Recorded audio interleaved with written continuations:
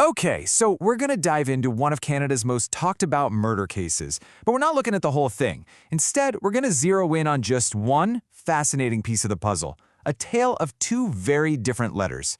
And we'll actually use a prosecutor's own words to see how a single piece of evidence can shape an entire trial. Let's jump in. You know, in a big trial, there's often that one thing the prosecution builds its entire case around.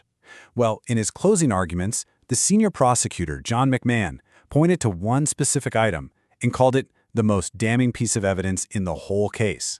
What was it? A letter. A letter that Robert Baltovich got just 3 days before his girlfriend, Elizabeth Bain, disappeared. This thing became the absolute cornerstone of the prosecution's theory. All right, so let's get the timeline straight real quick. Saturday, June 16th, 1990, Baltovich gets this letter. 3 days later, on Tuesday the 19th, Elizabeth Bain is gone. A couple of weeks after that, Baltovich sits down and gives a long statement to the police. The trial itself, that doesn't even kick off for another 2 years.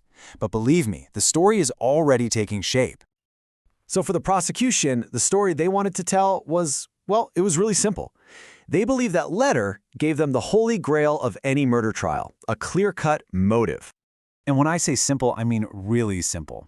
The Crown's whole argument was that the letter Baltovich got on that Saturday was a classic Dear John letter. That's it. In their view, Elizabeth Bain was breaking up with him, and this was how she did it. And look, this wasn't just some casual idea they were throwing around. This was the absolute engine of their entire case. Years later, the junior prosecutor, Paul Amenta, said it plain as day under oath. He believed the murder was a direct result of that rejection. So for the Crown, this letter wasn't just a piece of evidence. No. It was the trigger for the crime. Okay, but that's just one side of the coin, right? Robert Baltovich, the accused, he said he got a letter, sure, but what he described was something totally different. So just a few weeks after she disappeared, Baltovich is talking to the police, and he lays out this whole other story. He doesn't just say, nope, wasn't a breakup letter. He gives this incredibly specific account of what he says the letter actually was. And you really have to pay attention to the details he gives here, because they are so specific. He's like, it wasn't a recent note. It was an old diary entry from 1988 that I found. He even remembers the date, September 16th. He says it mentioned her ex-boyfriend, Dean, and then he recalls this really specific, kind of unusual phrase, that she wanted to be a wonderful, wonderful wife. So you've got this super detailed story from Baltovich. What did the prosecution think? Well, they didn't just disagree. They were absolutely convinced it was a complete, total fabrication.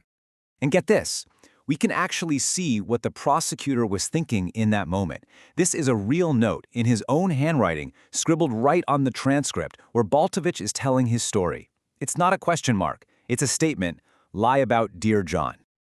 You see, from the Crown's perspective, Baltovich's story was it was too perfect, too detailed. They saw it as this really clever lie, a story he cooked up to hide the real letter, the one that, in their minds, gave him the motive to kill. And this wasn't just a heat-of-the-moment thing either. Years later, we're talking 2017, he's under oath and gets asked if he still thinks Baltovich was lying. His answer? Big-time lie, yes. I mean, you can't get much clearer than that. For them, it was a settled fact. Okay, so here's where we are. Two stories that absolutely cannot both be true. The Crown says it's a breakup letter, motive for murder. The defense says it's a nostalgic old diary entry. One of them has to be wrong, so what was the truth? Let's finally look at the evidence. So after years and years of legal fights, Elizabeth Bain's other diaries, the ones that weren't part of that first trial, they finally surface. And inside, they find an entry. And wow, this is the moment where the whole case just pivots. So on the left, you've got what Baltovich told the cops way back in 1990. On the right, the actual diary entry from 1988. Let's walk through this. He said the date was September 16th. Bam. The diary says September 16th. He said it mentioned her ex, Dean? Check. The diary mentions Dean. He said it described her feelings for him. The diary literally says, I saw Rob Baltovich and my heart started pumping.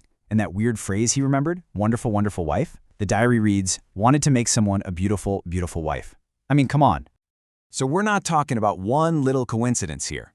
We are talking about four very specific, kind of quirky details that Baltovich somehow described to police in 1990 which were sitting right there in a document written in 1988.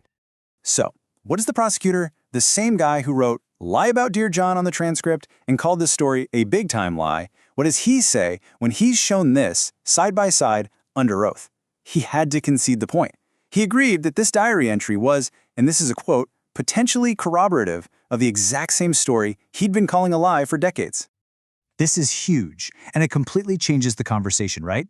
The question isn't just who was telling the truth anymore. Now it's about something way bigger, something at the very heart of the justice system itself. Think about it. The fact that this piece of evidence existed, evidence that the prosecutor himself now admits could actually back up the accused story, that is a massive deal. It makes you ask, wait a minute, what are the rules here? How is information supposed to be shared in a criminal trial? And that question leads us straight to this really important legal idea called the Crown's disclosure obligation. Basically, it's the prosecution's duty, both legally and ethically, to give the defense all the relevant information they have. And here's the kicker. It's not just the stuff that proves guilt, it's anything at all that might help the accused or support their version of events. And that leaves us with the big, hanging question over this whole thing. Now, for the record, the prosecutors in this case have always maintained that they disclosed everything properly. But the conflict itself forces you to think, if evidence that a prosecutor admits is potentially corroborative of what an accused person is saying doesn't make it into the hands of the defense, what does that say about the right to a fair trial? It's a question that goes right to the very core of our justice system.